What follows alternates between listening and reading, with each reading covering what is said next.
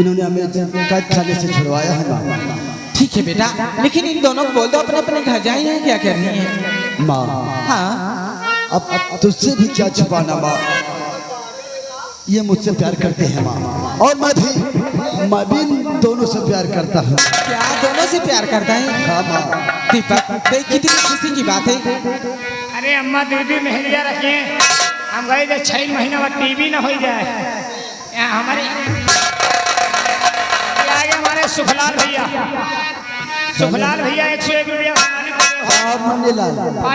दुल्हा के पिताजी जाओ ना हिया लौट के आओ, नहीं खदेड़ ले। साले टीवी तो तेरे हो रही है। बेटी तुम दोनों हमारे पास आओ। दीपक तू भी आ,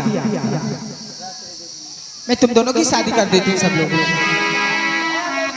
बोलो दुर्गे मैया की जय।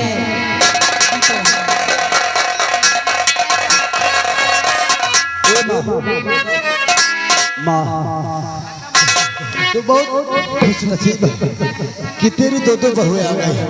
अब ऐसा कर माँ, अब तू बैठ कर घर पे आराम कर। अब तेरी दोनों बहुएं पूरा काम यही करेंगे। हाँ बेटा तू चल हम।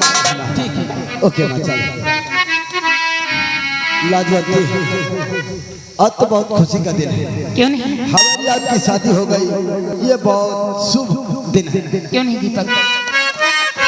एक बात बताऊं, एक दीपक छोटा सा एक घर होगा और उसमें होंगे सजना।